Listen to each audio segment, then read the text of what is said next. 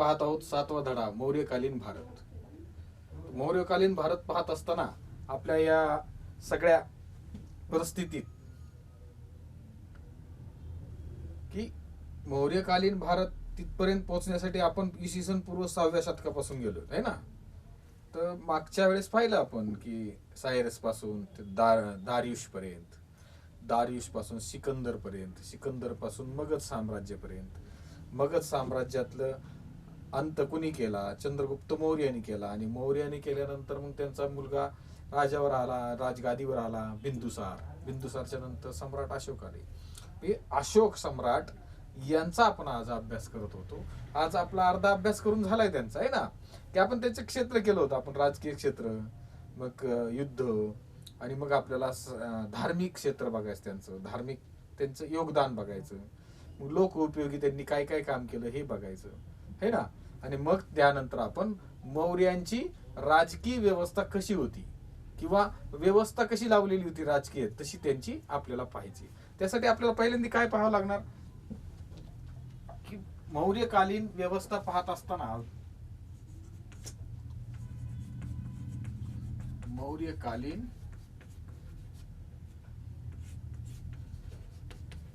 भारत हे पाहत असताना आपल्याला पहिल्यांदा सायरस पाहिला होता आपण. थोडीशी उजळणी घेणं गरजेचं असतं, कारण तुम्हाला परत तोच मुद्दा सांगायचा म्हटलं की थोडीशी माग जाऊन पुढे जायला लगेच समजतं. सायरसने आपल्याला इसवी सन 6वे, इसवी सन पूर्व 6वे शतक पाहिलं आहे ना. त्यानंतर आपण दारियुश पाहिला. दारियुश आठवतं का? कोणता हा दारियुश? त्याने आपल्या जवळजवळ पंजाब पर्यंत आपलं साम्राज्य पसरवलं. त्याने आपली सैन्य भरती केली होती, आठवतं ना. ज्या प्रांतात, प्रदेशात, विभागात तो जिंकून जाईल, जो प्रदेश जिंकून घेतला त्यांनी, प्रदेश जिंकून घेतलाय, भाग जिंकून घेतला, विभाग जिंकून घेतला, या सगळ्या विभागात तिथल्या युवकांची त्यांनी सैन्य भरती केली. हे पहिल्यांदा घडलं आपल्या या इतिहासात, म्हणून त्याचा उल्लेख करणं गरजेचं आहे. कुणी केलं? हे दारियुशने, आहे ना. ती एक घटना लक्षात ठेवायची आणि त्या दारियुशची सैन्य भरती लक्षात ठेवायची.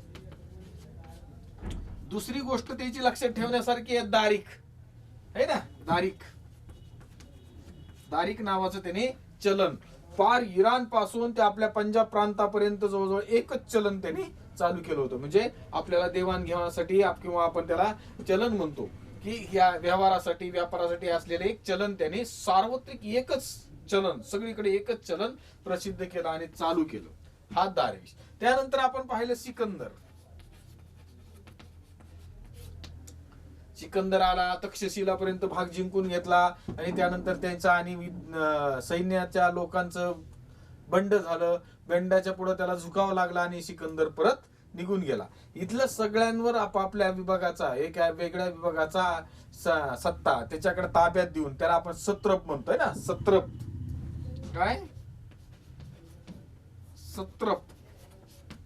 हा सत्रपच्या ताब्यात ते जिंकलेला विभाग देऊन तो निघून गेला. कुठे गेला? बॅबिलॉनला गेला, आहे ना. बॅबिलॉनला गेला आणि तिथंच त्याचा मृत्यू झाला. त्या मृत्यू झाल्यानंतर त्याच्या जागेवर कोण आलं? Seleucus Nicator.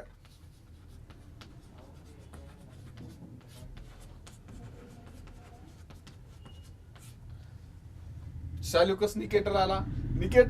निकेटरने आपल्या त्यावेळेस म्हणजे सेल्युकस निकेटर ज्या वेळेस बॅबिलॉनवर सत्ता स्थापन केली त्या काळात, म्हणजे सेल्युकस निकेटरने ज्या सत्ता स्थापन केली त्या काळात मगध कुणी जिंकून घेतलं होतं? समुद्रगुप्त मौर्याने, आहे ना. चंद्रगुप्त मौर्याने जिंकून घेतलं होतं. म्हणजे चंद्रगुप्त मौर्य यांनी ही सत्ता त्यावेळेस स्थापन केली होती. त्यानंतर मगधवर साम्राज्य निर्माण करणारे मौर्य सम्राट चंद्रगुप्त यांनी काय केलं? सेल्युकस निकेटरचा पराभव करून कंधार पर्यंत आपलं साम्राज्य पसरवलं.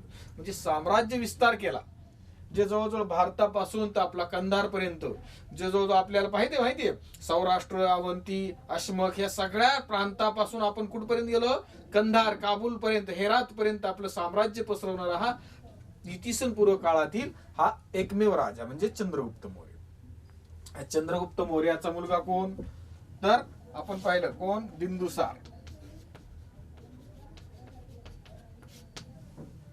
बिंदुसारचा मुलगा सम्राट अशोक आहे ना, सम्राट अशोक. अशा प्रकारची ही सम्राट अशोकाची नेमणूक झाली किंवा त्यांनी ते तिथं आले. म्हणजे टप्प्याटप्प्याने आपण पाहिलं, सायरस पाहिला, दारिश पाहिला, सिकंदर पाहिला, मग मगध राज्य पाहिलं, मगधवर साम्राज्य मिळवणारे चंद्रगुप्त मौर्य पाहिला, चंद्रगुप्त मौर्यानंतर बिंदुसार पाहिला, बिंदुसार नंतर सम्राट अशोक पाहिला. आता सम्राट अशोकापर्यंत आपण आलोय. तर सम्राट अशोकानंतर किंवा सम्राट अशोकाची माहिती पाहत असताना आपल्याला पहिल्यांदा काय पाहिलं आपण सम्राट अशोकाची,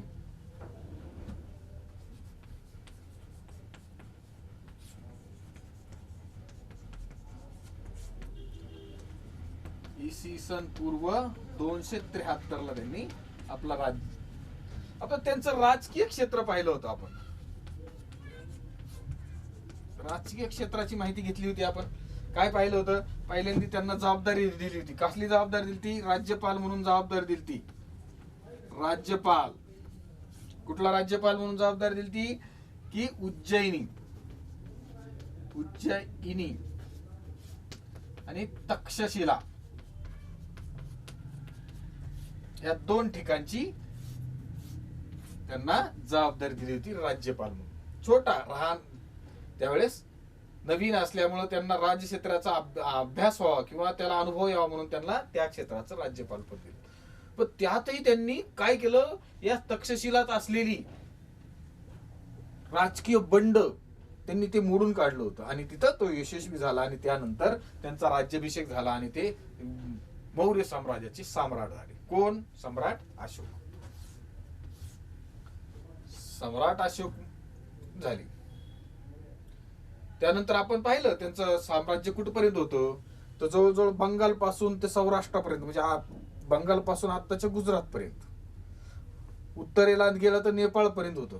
वायव्येला गेलं तर आपल्याला काबूल पर्यंत तर चंद्रगुप्त मौर्याने पसरवलंच होतं आहे ना, तिथपर्यंत आपलं साम्राज्य त्यांनी प्रस्थापित केलं होतं. खाली कर्नाटक मध्ये सुवर्णगिरी पर्यंत चालू होतं. म्हणजे हे साम्राज्य पसरवत असताना त्या आपलं साम्राज्य विस्तार त्यांनी भरपूर चांगल्या पद्धतीने आणि शूरवीर पद्धतीने केला, युद्धाच्या द्वारे केला. पण 8 वर्षानंतर एक कलिंगचं युद्ध, जे पूर्व दिशेला असलेलं, भारताच्या पूर्व दिशेला, पूर्व किनारपट्टीवर असलेलं हे कलिंग साम्राज्य त्यांना घेण्यासाठी आवश्यक वाटलं.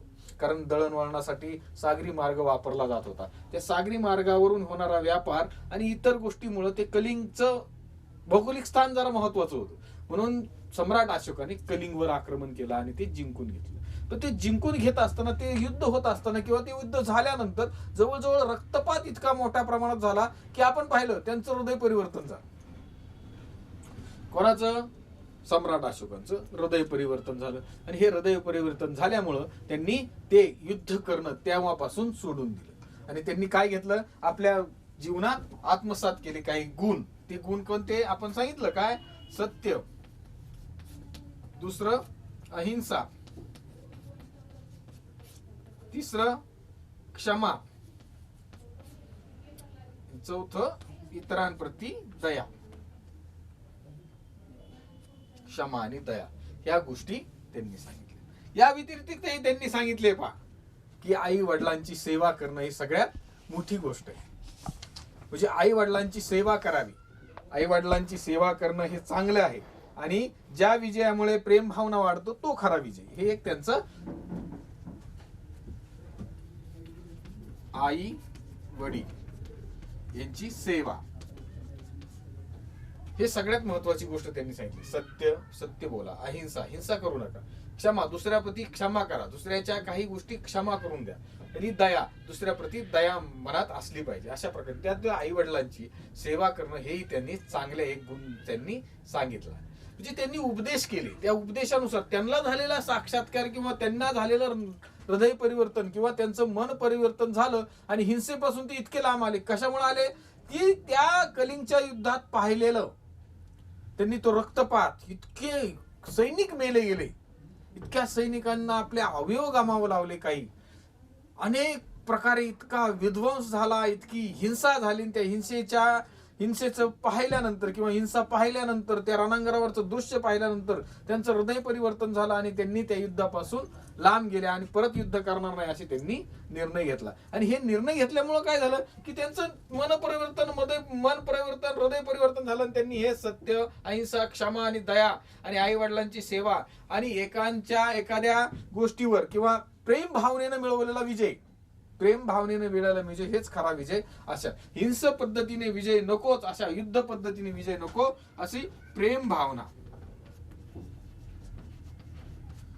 भावनेनं मिळवलेला विजय सगळ्यात मोठा विजय असं त्यांना.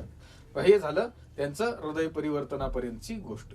त्यानंतर त्यांनी सांगितलं, काय सांगितलं पहा, काही गोष्टी त्यांनी आजही लिहून ठेवल्या. मागच्या व्हिडिओमध्ये सांगितलं मी की गेंडा, वटवाघूळ आणि माकड यांची हत्या किंवा शिकार करायची नाही असंही त्यांनी त्यावेळेस लिहून ठेवलंय. बघा, त्यांनी स्तंभालेख आणि शिलालेख, आपला उपदेश कशाच्या मार्गाने केला होता, स्तंभालेख आणि शिलालेख या मार्गाने केला होता. आणि सर्वत्र उपदेश पसरवण्यासाठी त्यांनी सगळीकडे स्तंभालेख आणि शिलालेख तयार केले, कोरले आणि त्यावरून ते संदेश देऊ लागले. देवाचा प्रियदर्शी अशा प्रकारचा उपदेश ते देत असत. म्हणजे देवाचा मी प्रियदर्शी आहे अशा प्रकारचा उपदेश त्यांनी दिला. आणि त्यामुळं त्यांचा उपदेश, आणि त्यांनी बौद्ध धर्माचा स्वीकार केल्यामुळे अनेक ठिकाणी त्यांनी विहार बांधले. हे आपण पाहणार आहे पुढे. हे झालं त्यांनी केलेल्या कामाचं किंवा उपदेशाचा माहिती. आता लक्षात आलं. पहिल्यांदा आपण पाहिलं राज्यपाल म्हणून पाहिलं, त्यांनी राजकीय यंत्रणा त्यांची चालू झाली, राजकीय क्षेत्र चालू झालं, राजकीय क्षेत्रात त्यांनी प्रवेश केला. त्यानंतर योग्य प्रकारे ते सम्राट म्हणून झाले, त्यांनी साम्राज्य विस्तार केला. आणि एक गोष्ट तुम्हाला मागच्या सांगितली होती की मौर्य साम्राज्यात सगळ्यात जास्त साम्राज्य विस्तार करणारा एकमेव सम्राट म्हणजे सम्राट अशोक होता. अशा प्रकारचे त्यांनी केले. त्यात कलिंगचं युद्ध केलं, कलिंगच्या युद्धात मतपरिवर्तन झालं, त्यांचं मतपरिवर्तन करून त्यांनी उपदेश द्यायला सुरुवात केली. उपदेश देण्याचं साधन कोणतं होतं की शिलालेख आणि स्तंभालेखाद्वारे साधन होतं, ते केलं त्यांनी. आता हे इथपर्यंत आपण पाहिलं होतं. तर याच्या पुढे आपल्याला काय पाहायचंय की सम्राट अशोकांनी आपल्या धार्मिक गोष्टी कशा अवलंबल्या किंवा धार्मिक त्यांचं धोरण कोणतं होतं हे आपल्याला पाहिलं गरजेचं आहे, किंवा आपलं धर्म प्रसाराचे कार्य आपल्याला पाहायचं. तर हे लक्षात आलं तुमच्या.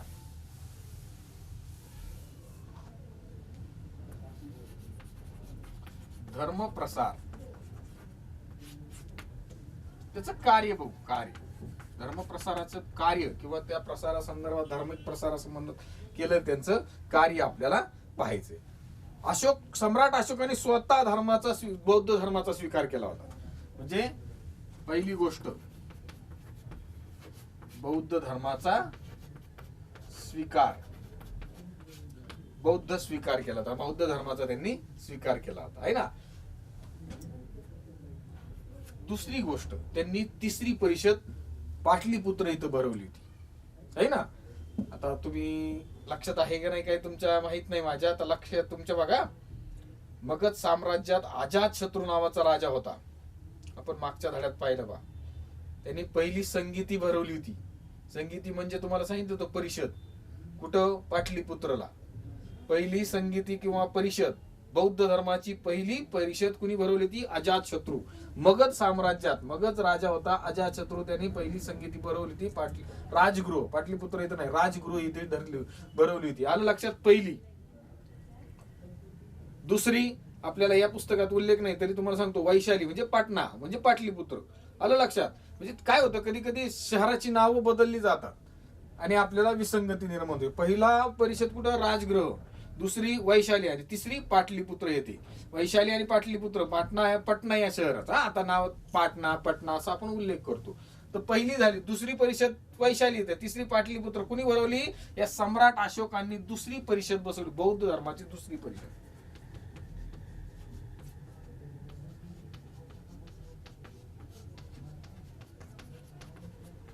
ही दुसरी परिषद त्यांनी भरवली होती. म्हणजे बौद्ध धर्माची प्रसार करण्यासाठी त्यांनी आपल्या कशाचा उपयोग केला होता? शिलालेख आणि स्तंभालेखचा, है ना. स्तंभालेखचा त्याच्यावर त्यांनी अनेक उपदेश कोरले आणि आपला प्रसार कार्य सुरू केलं होतं. त्या बौद्ध धर्माचा स्वीकार केला स्वतः त्यांनी, त्यांचा आत्मसात केले अनेक गुण, आणि ते दुसऱ्यांना उपदेशाद्वारे सांगू लागले. सांगण्याची पद्धत अशी तोंडी होती. भाषा कोणती होती? ब्राह्मी. लक्षात घ्या, एक एक गोष्ट लक्षात ठेवायची. मग कालच्या ह्याच्यात सांगितलं होतं मी तुम्हाला, ब्राह्मणी भाषेत हा संदेश दिला गेला होता. म्हणजे पहिली गोष्ट बौद्ध धर्माचा स्वीकार केला. आता हे आपल्याला धार्मिक कार्य चालले, आपल्याला राजकीय क्षेत्र आपलं झाले पाहून, आहे ना. आता आपल्याला काय धार्मिक क्षेत्र किंवा धार्मिक प्रसाराचं कार्य कशा पद्धतीने केलं हे चाललंय. म्हणजे टप्पे केले आपण. पहिल्यांदा आपण राजकीय क्षेत्रात त्यांनी कसा प्रवेश केला, साम्राज्य विस्तार कसा केला, साम्राज्य विस्तार केल्यानंतर कलिंगचं युद्ध झालं आणि त्यांचं मतपरिवर्तन झालं आणि त्यांनी धार्मिक क्षेत्रात त्यांचा रस निर्माण झाला. धार्मिक क्षेत्रात आल्यानंतर आता आपलं धार्मिक कार्य सुरू झालं त्यांचं. त्या धार्मिक कार्यात त्यांनी कोणतं कोणतं योगदान दिलं, कसं दिलं, कशा प्रकारे दिलं हे पाहायचं आपल्याला. बौद्ध धर्माचा स्वीकार केला. बौद्ध धर्माचा स्वीकार केल्यानंतर त्यांनी बौद्धांची दुसरी परिषद म्हणजे तिसरी परिषद त्यांनी भरवली. तिसरी परिषद पाटलीपुत्र येथे भरवली. आणि तिसरी परिषद भरवल्यानंतर त्यांनी सगळा संदेश कोणत्या भाषेत केला? ब्राह्मी भाषेत केला. ह्या ब्राह्मी भाषेतला केलेला संदेश त्यांनी इतरांपर्यंत पोहोचवण्यासाठी स्तंभालेख आणि शिलालेख याचा अवलंबन केला. या अशा प्रकारची चालू असलेली त्यांची कार्य त्यांनी हळूहळू आपल्या मुलांवर सुद्धा जबाबदारी दिली. म्हणजे काय? आपल्या मुलांवर जबाबदारी दिली. सम्राट अशोकाने महेंद्र आणि संघमित्रा ही मुलगा महेंद्र आणि संघमित्रा मुलगी यांना काय केलं? आपल्या या धर्म कार्याचा प्रसार करण्यासाठी श्रीलंकेला सुद्धा पाठवलं. बघा, महेंद्र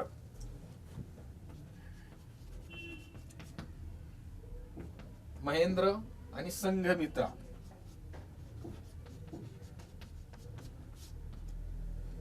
म्हणजे आपल्याला काय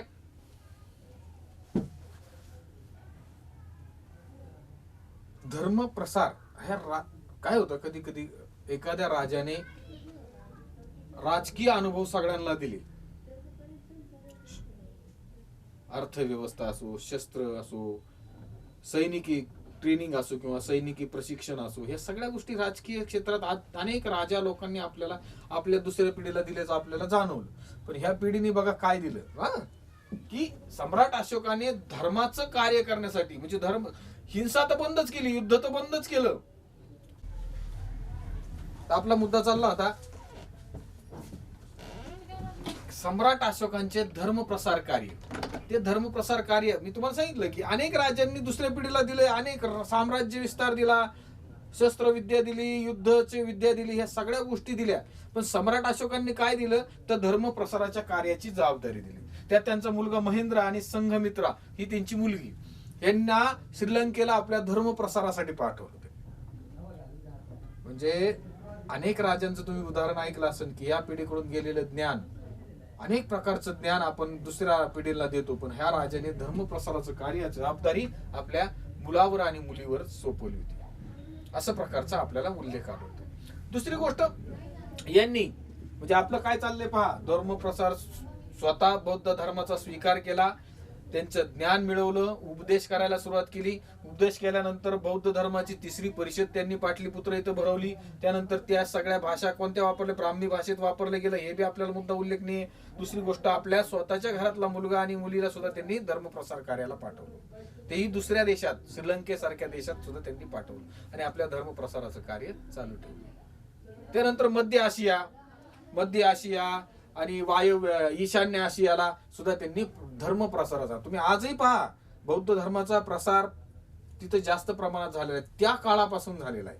हा सम्राट अशोकाच्या काळापासून मध्य आशिया आणि ईशान्य आशिया आणि आपल्या श्रीलंकेत अशा प्रकारच्या ठिकाणी त्यांनी बौद्ध धर्माचा प्रसार करण्यासाठी आपले भिक्खू म्हणजे आपले अनुयायी, तुम्हाला माहिती आहे आपण बौद्ध धर्माचा अभ्यास करताना पाहिलं होतं की अनुयांना उपदेश देणाऱ्यांना म्हणजे अनुयांना आपण भिक्खू म्हणतो, आणि त्या भिक्खू आणि भिक्खुनींना सुद्धा त्यांनी आपला धर्म प्रसार कार्य करण्यासाठी जबाबदारी दिली, त्या ठिकाणी विभागात पाठवलं होतं. म्हणजे असा धर्मप्रसार करणारा हा पहिला राजा किंवा पहिला सम्राट आपण म्हणूया तरी आपल्याला काही हे वाटणार नाही.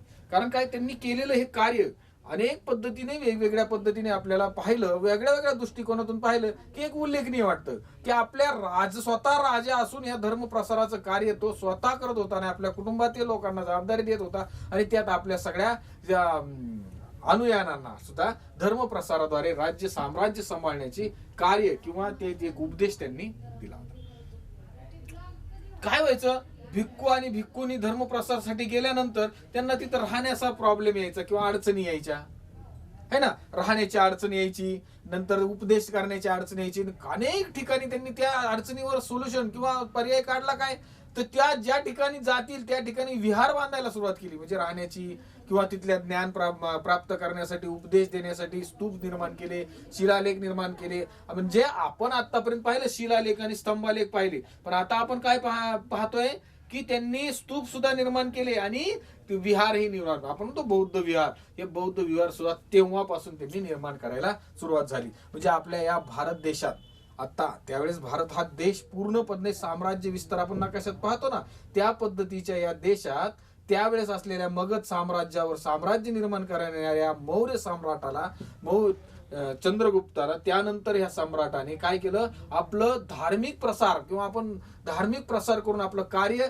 वेगळ्या पद्धतीने एक ठसा निर्माण करण्याचं काम या सम्राट अशोकाने केलं. म्हणजे आपण धर्म प्रसाराचं कार्य पाहतोय आणि हे धर्म प्रसाराचं काम त्यांनी आपला मुलगा महेंद्र, मुलगी संघमित्रा आणि भिक्खू आणि भिक्खुनी याद्वारे आपलं प्रसार करायचं काम त्यांनी केलं.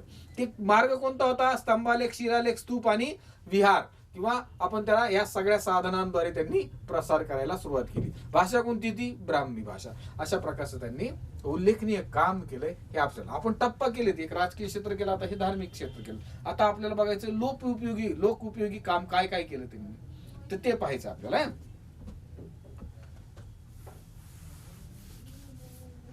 लोक उपयोगी काम काय केलं,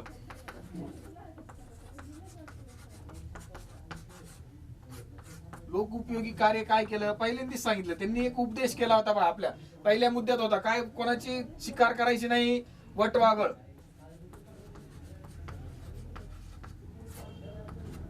वटवाघळीची त्यांनी काय करायचं, वटवाघळची हत्या करायची नाही. माकडाची, दुसरी माकडाची हत्या करायची नाही. तिसरा गेंडे याची हत्या करायची. हे लोक उपयोगीच कार्य आहे ना. त्यावेळेस त्यांनी आदेश काढले की असं करायचं नाही, त्यांच्या साम्राज्यात त्यांनी असं करायचं नाही. चौथी गोष्ट त्यांनी सांगितली ती वनवा. शिकारीसाठी वनवा पेटवला जायचा, अनेक उद्देशाने वनवा पेटवला जायचा. वनवा म्हणजे जंगलाला आग लावून देणे, आग लावणे है ना. आपला आग लावणे हा भाग वेगळा आहे, हा वाक्प्रचार वेगळा आपला. आग लावणे वेगळं आणि वनवा पेटवणे वेगळं. आता वनवा पेटवण्याचा अर्थ म्हणजे काय, एखाद्या जंगलाला आग लावून देणं आणि तिथल्या असलेल्या प्राणी, छोटे छोटे प्राणी अनेक मरण पावतात आणि त्याची शिकार करून ते त्याचा उपयोग करतात. अशा प्रकारची ही त्यावेळेसची क्रिया, त्याला सुद्धा यांनी बंदी घातली होती. म्हणजे वटवाघूळ, माकड आणि गेंडे आणि वनवा पेटवायचं नाही, अशा प्रकारचे त्यांनी निर्बंध बांधले होते. वटवाघूळची हत्या करायची नाही, गेंडे माकडेची आपण हत्या करायची नाही, वनवा पेटवायचा नाही, ह्या गोष्टी आपण झाल्या. त्यानंतर त्यांनी काय केलं की ह्या त्यांच्या साम्राज्यात, म्हणजे सम्राट अशोकांच्या काळात माणसांना आणि पशूंना मोफत आरोग्य सेवा दिली जायची. म्हणजे तुम्ही म्हणता ना आरोग्य सेवा म्हणजे काय, औषध पाणी. ही दुसरी गोष्ट करू आपण.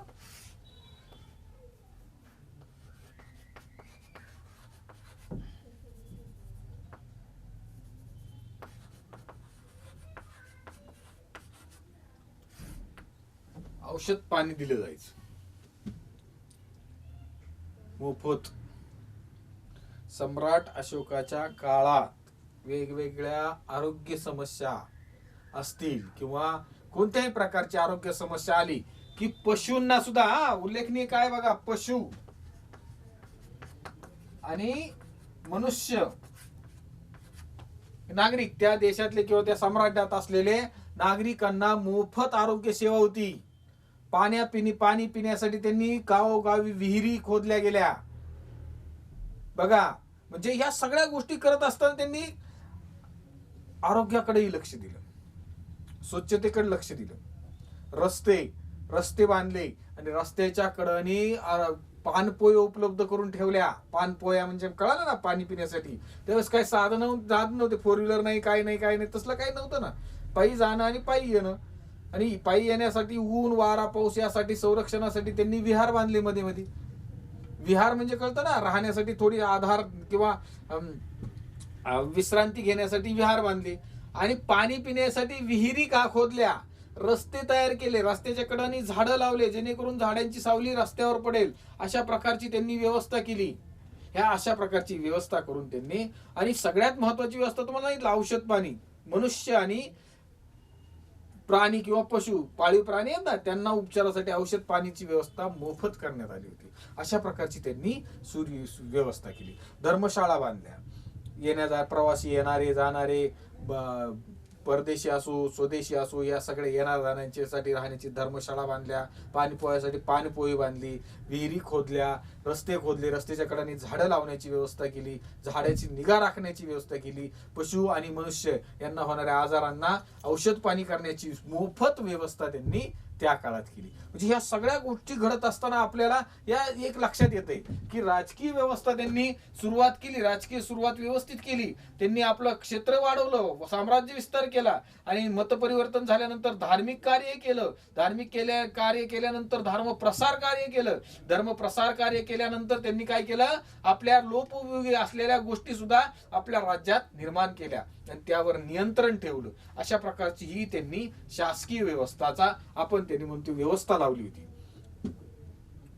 आणि सगळ्यात महत्वाची गोष्ट म्हणजे त्यांच्या काळात हेर व्यवस्था खूप छान होती. आपण म्हणतो ना गुप्तचर यंत्रणा, ही त्या काळात खूप छान होती. म्हणजे त्यांनी इतकी अग्रेसर झालेली होती की प्रत्येक गोष्टीवर नियंत्रण ठेवण्यासाठी हेर खात्याची ते मदत घेत होती. म्हणजे त्यावेळेस असलेलं हेर खातं त्यांनी चालू ठेवलं होतं. अशा प्रकारची व्यवस्था आपण सम्राट अशोकांच्या काळातील पाहू शकतो. लक्षात आलं? मुद्दा समजला असेल. पुढचा मुद्दा आपण पुढच्या व्हिडिओमध्ये घेऊ. धन्यवाद.